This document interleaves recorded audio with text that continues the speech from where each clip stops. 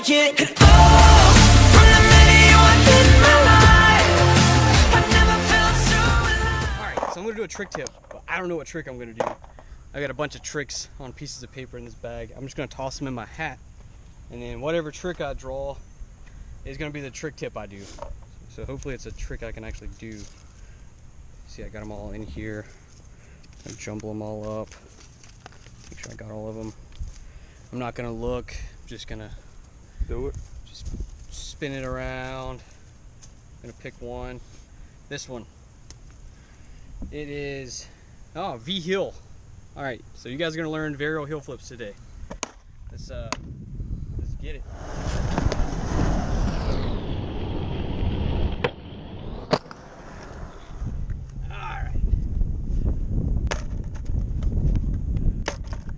Gosh, the ground's hot. All right, the first thing you want to do is like you gotta get the good foot placement. What I like to do is like find a comfortable-ish heel flip place. You don't really have to learn heel flips to learn varial heels, but I would definitely at least learn how to flip the board over in heel flip. I like to put my foot like this, a little bit in, like the toes kind of facing in a little bit, and then I put my back foot about here. Really the most important thing is like however you put your feet, keep your feet parallel to each other. You don't want to have the weird like where your feet are like this, or like one's like this and one's like that.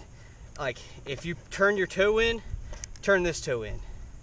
If you keep your foot flat, I would keep this one flat. And really you just want to have your back foot really good on the tail, but where you can get a good scoop motion still. And then like I said, the front one, I kind of put mine in the middle with just a little bit of my shoe hanging off. You can have a little bit more heel on the board if you want to do it like that, but you definitely want to have at least a little bit of your toe hanging off. One of the more important parts to the varial heel flip, more so than the heel flip, is definitely the front shove. Like I do my front shoves, I definitely like to hit my tail. I don't like to do the scoop motion. I mean, you definitely scoop the shove it, but you give it a lot of pop. Make sure you actually hit your tail and then pop it almost like that. You get that motion down, and you got front shoves good. Like it's good to learn front shove more than heel flip, because the board's going to spin the same, which is going to be a little bit easier to land. You'll kind of know where to put your feet at if you get the front shove down. But once you get your front shoves to where they're kind of popping, they don't have to be crazy nice. You just got to get it to where your tail hits on a front shove. And then like I said, once you get the front shove down, you get your foot set up in the right place. Like I said, I would, instead of doing a front shove, have my foot kind of in the front. I just kind of move it back a little bit to a comfortable heel flip position.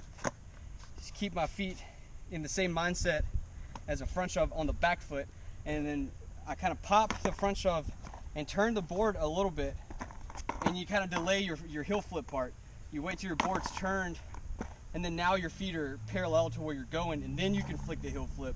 So that's going to turn the board that way, and then you finish your front shove, and that should keep your front foot out in front of you instead of like way off to the side this way. To be more in the front, because you've already turned your board a little bit and then flicked off, instead of flicking off and then turning it, and then your legs get tangled up. The board wants to go more vertical. So definitely the way you want to set up is like that, and then you just pop it halfway and then flick your heel, and then finish the front shove, and it should flip right underneath you, and then you can catch it with your front foot or back foot. Really, my board kind of hits both my feet at the same time. It's everybody's got a little bit of a different one, but you can kind of just practice by like setting your feet up and then just jumping, get that motion down, and then you can, once you get comfortable spinning the board like that, you can really start to get the flip going. And then once you're comfortable spinning the board and then getting that flip, then like just practice makes perfect, and you can really get the heel flip going. And once it starts looking like a V heel, you just keep at it, you'll have one. Just do it.